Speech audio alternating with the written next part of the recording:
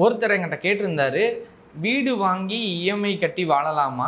இல்ல வாடகை வீட்லயே இருக்கலாமா? எது பெட்டர்? அப்படிங்கிறது ஒரே கன்ஃப்யூஷனா இருக்குது. ஆனா வீடு வாங்குனா எனக்கு முழு பணம் கிடையாது. இஎம்ஐல தான் வாழணும். ஆனா வாடகை வீட்ல இருந்தா இப்படியே இருந்துருமான்னு வாழ்க்கை இதா இருக்கு. நான் என்ன பண்ணலாம்? அப்படின்னு சொன்னாரு. இன்னைக்கு பெரும்பாலானவர்களோட சிந்தனையும் சந்தேகமும் இதுதான். அது இந்த வீடியோவில் நான் முழுசா சொல்றேன். இந்த வீடியோவை சப்ஸ்கிரைப் பண்ணிட்டு வாங்க. கண்டிப்பா இந்த வீடியோவில் முழு இன்ஃபர்மேஷன் நீங்க தெரிஞ்சுக்கலாம். உங்களுக்கு இந்த வீடியோவில் இஎம்ஐ கட்டுனா மைனஸ் என்ன ப்ளஸ் என்ன, அது போக ரெண்டில் இருந்தால் ப்ளஸ் என்ன மைனஸ் என்ன, இந்த ரெண்டு விஷயத்தையும் நான் உங்களோட ஷேர் பண்ணிக்கிறேன். ஃபஸ்ட்டு இஎம்ஐ கட்டும்போது நன்மைகள் என்ன அப்படின்னு பார்த்தீங்கன்னா, நீங்கள் இஎம்ஐ கட்டும்போது அந்த வீடு உங்களுக்கு சொந்தமாகுது அப்படிங்கிறது மிகப்பெரிய ஒரு அசட்டு. ஒரு அசட் நமக்கு வருது அப்படின்னா நமக்கு அது ப்ராஃபிட் தான்.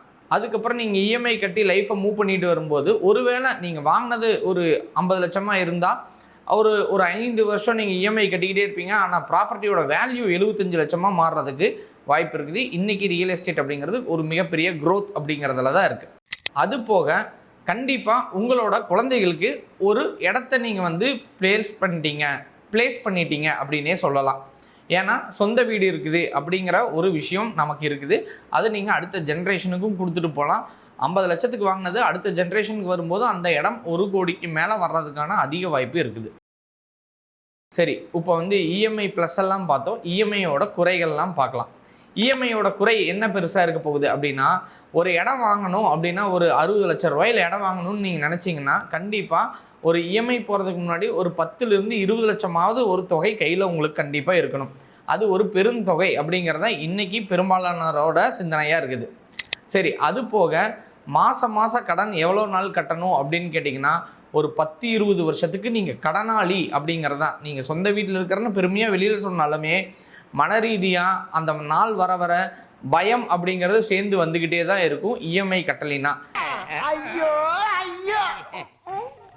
சரி, இஎம்ஐ கட்டலினா சிபில் பிரச்சனை இருக்குது, நிறைய பிரச்சனைகள் இஎம்ஐ கட்டலினா இருக்குது.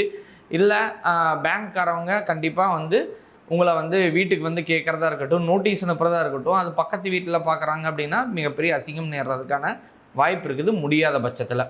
சரி, இஎம்ஐயோட முடிஞ்சிருமா அப்படின்னு கேட்டால் கிடையாது. அதுக்கு வரி இருக்குது. அதுக்கப்புறம் பராமரிப்பு செலவு உங்களுக்கு தான். ஏன்னா வீடை நீங்கள் விலைக்கு வாங்கிடுறீங்க இல்லையா, அதுக்கப்புறம் அந்த பராமரிப்பு செலவு யார் பார்க்குறது? ஹவுஸ் ஓனர் அப்படின்னா நம்ம ரெண்ட்டுக்கு இருந்தால் மட்டும்தான் பார்ப்பாங்க. சொந்த வீடு அப்படிங்கிறப்ப அந்த பராமரிப்பு செலவு, இன்டீரியர் செலவு எல்லாம் வந்துக்கிட்டே இருக்கும். அதையும் நீங்கள் பார்க்கணும். அதனால் இஎம்ஐயோட ப்ளஸ் என்ன மைனஸ் என்ன அப்படிங்கிறத நல்லா சிந்திச்சுட்டு எவ்வளோ காசு இருந்தால் இஎம்ஐ போகலாம் அப்படிங்கிற விவரத்தையும் நீங்கள் நல்லா தெரிஞ்சுக்கிட்டு வாங்கினா உங்களுக்கு வாழ்க்கை நல்லாயிருக்கும்.